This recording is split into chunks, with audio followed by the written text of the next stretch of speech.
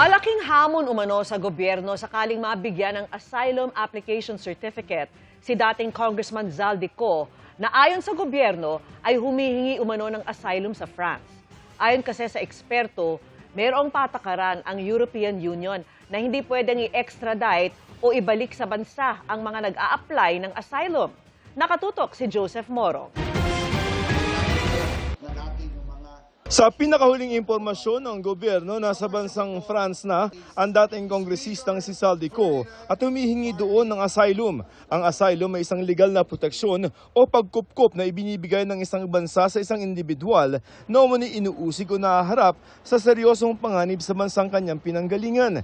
Sinubukang kumpirmahin ng GMA News kami application nga si Ko for Asylum sa Office for the Protection of Refugees and Stateless Person o OFPRA ang tanggapang nagpuproseso ng mga request for asylum sa France. Pero sa isang mensahe, sinabi ng OFPRA na hindi sila nakikipag-communicate kaugnay ng mga individual situations dahil ang mga asylum application ay sakop ng Principle of Confidentiality, isang garantiya sa karapatan sa asylum.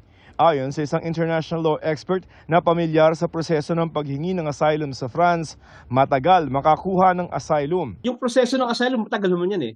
Okay. No? Very optimistic yung 2.5 years na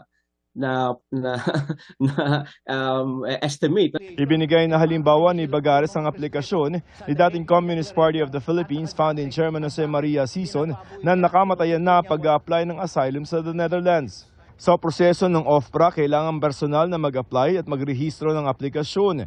Bibigyan siya ng appointment para sa interview. Pagkatapos ay bibigyan siya ng asylum application certificate. Pag umabot doon, maaari nang manatili sa France ang asylum seeker habang pinoproseso ang aplikasyon. Ito ngayon ang hamon sa gobyerno. May patakaran kasi ang European Union na hindi pwedeng i-extradite o ibalik sa bansa ang mga nag-a-apply ng asylum.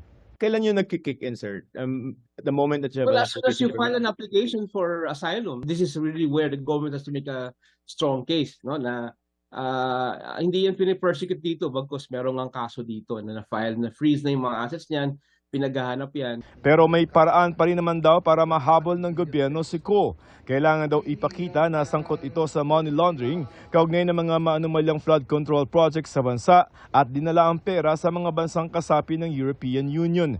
Basehan ito ang Convention Against Corruption at Convention on Transnational Organized Crime kung saan partido ang France at European Union.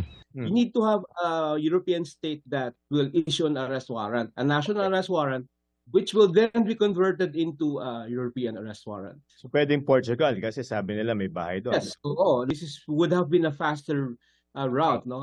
Even if we don't have a extradition treaty with France. Ang ombudsman na naghain ng mga kaso laban kay dating Congressman Zaldico handang tumulong sa ehekutibo sa issue ng pag-apply ng asylum ng dating kongresista. Sa isang pahayag, sinabi nitong handa ito magbigay ng anumang suportang kakailanganin para mapatunayan sa French authorities na totoo at nakabase sa ebidensya ang kaso laban kay Ko para sa pagkamit ng hustisya at hindi lamang palabas. Joseph Morong, Nakatutok 24 Oras.